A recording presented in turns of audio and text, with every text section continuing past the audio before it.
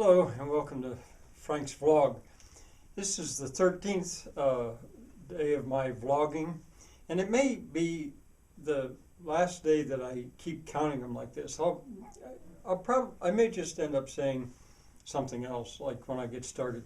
But this is going to be the end of the front matter of the novel. I'm still calling it a novel, The Pergola Pump. The table of contents is what it's going to be, and that will be the end of the front matter. Now, a table of contents makes it sound like a book. This isn't a book, it's a telling. It's not written. But it seems fair enough that I should try to explain what's going to be in this huge, this big story that I'm telling. It can be divided into parts, but they're too big to be chapters. They're not really exactly books, but I've been calling them books. But at least they're parts. It can be separated. So I'm going to go down through that. The front matter is the stuff that I've been doing here. It's these vlogs. I don't know how many there are. I'm going to put them together into a playlist. This should be the last one. And then there will be the front matter. It will include let me think. No, it won't include the dedication. I think I'm going to put that in. Yes, it will. It will include the dedication. Well, then is going to come what I'm going to call the launching. I didn't know what, it's going to be short. That's how the whole work will start. I'm going to just call it the launching. Then there will be the preface, which again will probably be a little bit short. Then comes Lance, and that's a big section. I've been calling that a book. And Lance, that book will take place pretty much all in Richland, North Virginia, that made up city. After Lance comes the scroll. And the scroll is a different kind of a book. Lance is not really a character in it, but it still takes place in that same area, pretty much the center of Richland, North Virginia. After the scroll will come a part called Vivian, Edgy, and Wedge. And there the venue will change. The characters are going to get in motion.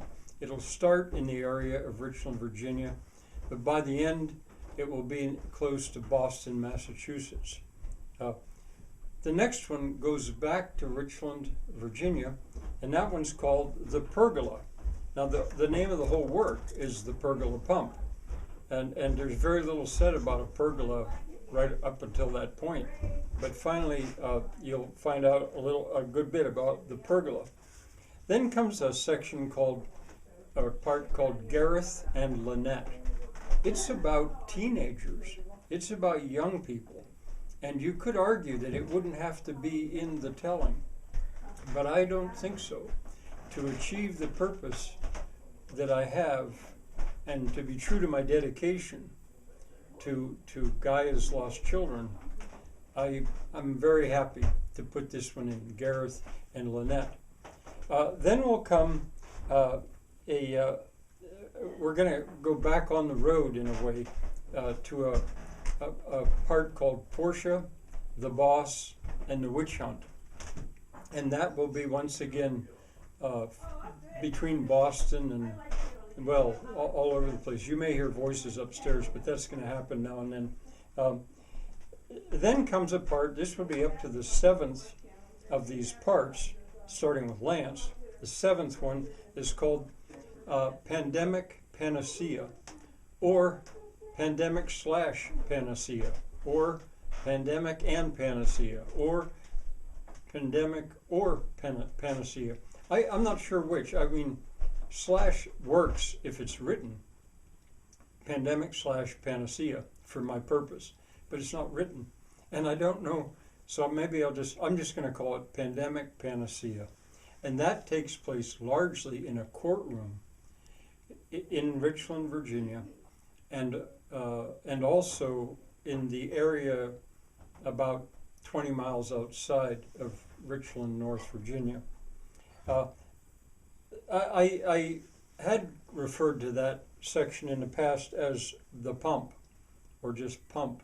Remember, the name of the work is the Pergola Pump.